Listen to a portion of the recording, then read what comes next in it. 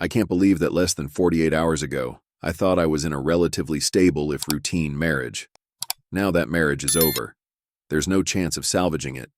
And I'm typing these words from a friend's couch, trying not to break down every 15 minutes.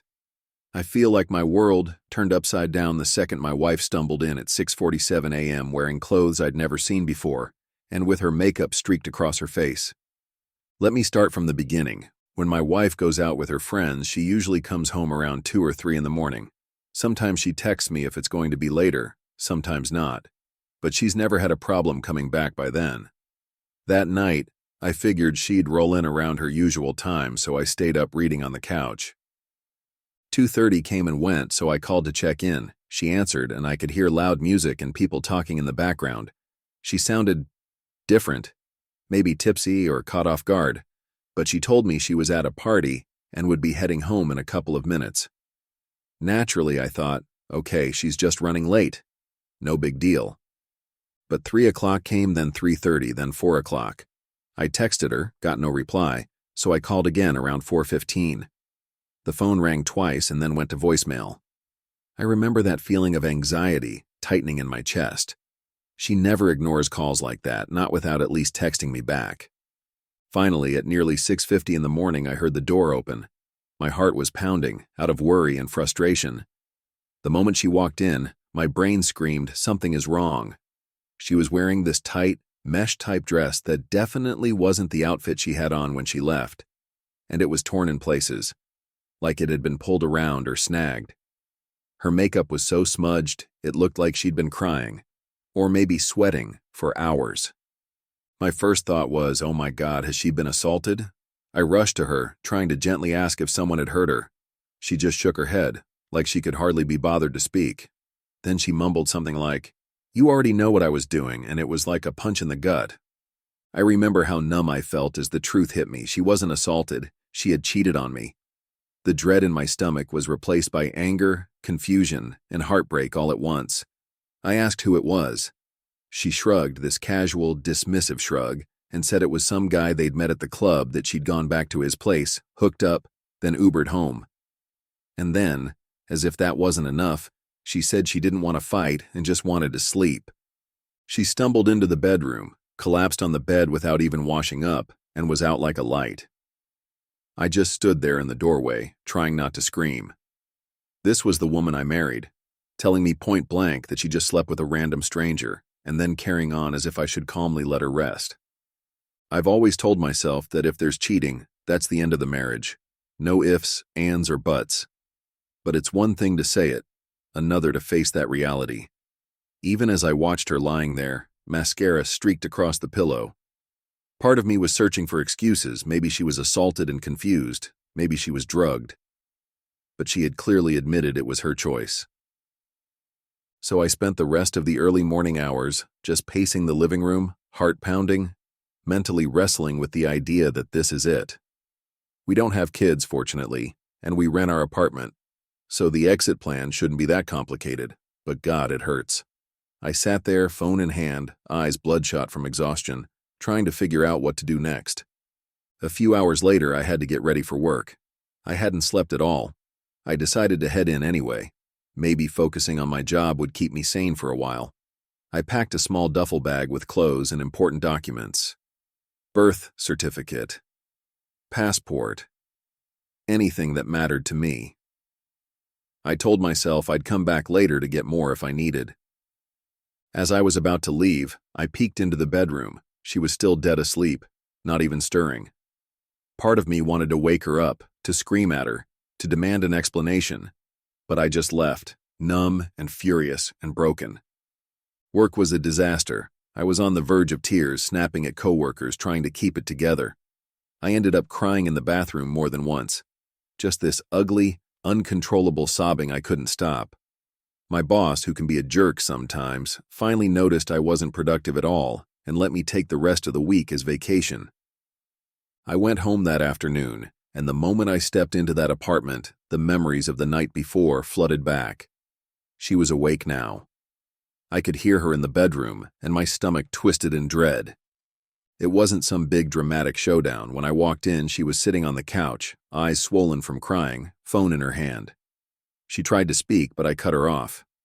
I told her I wanted answers. Simple, direct answers to questions I'd spent all day formulating in my head. Was last night the first time you cheated on me? Did you use protection? Were your friends in on this? Why? Just why? She started crying again, but eventually she admitted it wasn't her first time. My stomach lurched. Hearing her say, "I've cheated on you multiple times, it was just sex," broke something in me. She described it as a way to let off steam, and that it didn't mean anything. I felt the last shred of love I had for her evaporate. Then came the kicker. She said, "I need to have sexual variety. It's not the same as something new." That was her excuse. Not because I was emotionally unavailable, not because we rarely had sex. She just wanted new experiences. She had apparently cheated multiple times purely out of some desire for novelty. When I asked if she used protection, she nodded quickly and said, "Of course. I'll still get tested anyway, just to be sure." I can't bring myself to trust her word on anything. I asked if her girlfriends knew. She admitted that yes, some of them did, but wouldn't say who. That made me furious because I felt like they were complicit. Since she refused to name names, I ended up messaging just about every boyfriend, husband, or partner I could find on social media to warn them. I'm not proud of the scattershot approach, but I wasn't in the mood to let any potential cheaters off the hook. At one point, she tried to pivot to a solution. She brought up counseling, therapy, anything to fix it. I told her it was over. No negotiation. I was packing my stuff, and she was welcome to keep living here for now, while I sorted out a new place. Then she did something that honestly made me feel ill. She tried to initiate sex with me, right there on the couch, tears still running down her cheeks. She slid her hand under my shirt, kissed my neck, and mumbled that we could work through this together if I'd let her show me how sorry she was. I felt a wave of revulsion. This woman had just told me she's cheated on me multiple times purely for variety, and now she wants to seduce me? I pushed her away, told her to never touch me like that again, and she started sobbing. Loud, gulping sobs. Then she locked herself in the bathroom.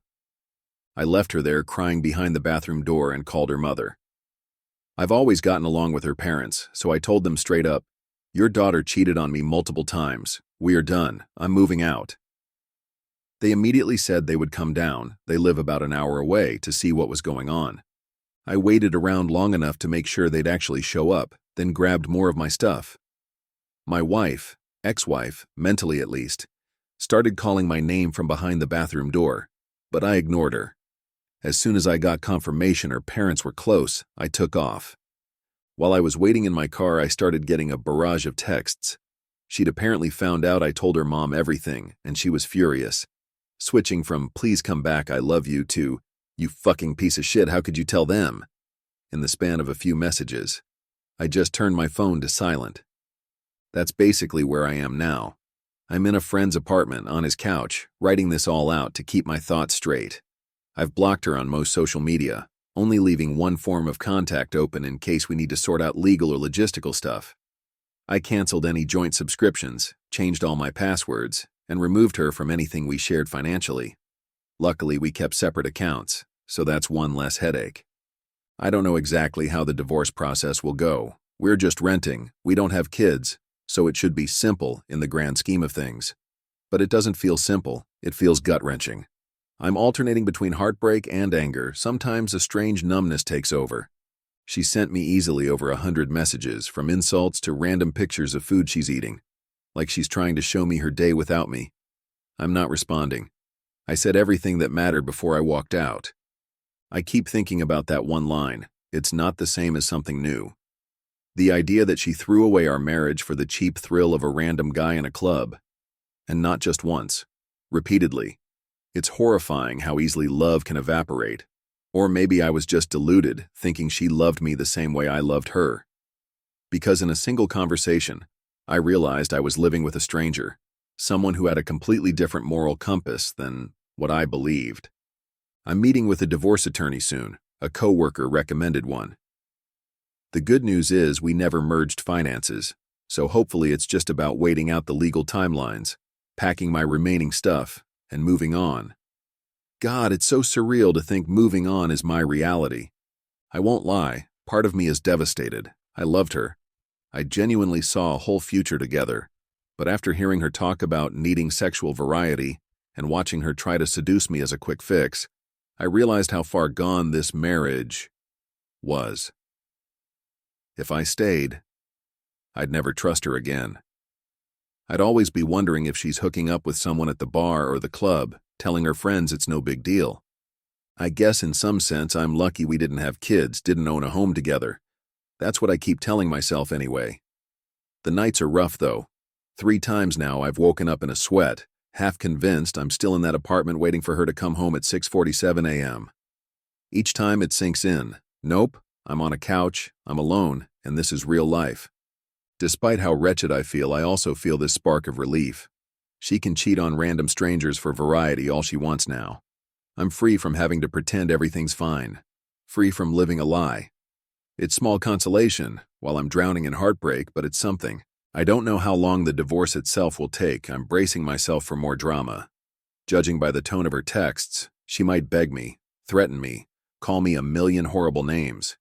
She might drag me on social media, or even try to manipulate mutual friends into believing I was some inattentive spouse who forced her to look elsewhere. But I don't care. I know what happened. She knows what happened. That's all that matters. I keep rereading the messages from that day, the short list of questions I asked her, like rewatching a car crash on a loop. It's not healthy, but I can't help it. Part of me is still in shock, I guess. The tears come in waves, usually at night or whenever I'm confronted with a memory of happier times. But with each day, the clarity grows. This was never about me not being good enough. It was about her chasing something she couldn't get at home. Something she didn't even want to fix or discuss. She was fine lying to me until she got caught. So that's where I am. No illusions left, just the slow, painful process of detaching myself from the woman who used to be my wife. In my better moments, I'm convinced I'll be okay eventually.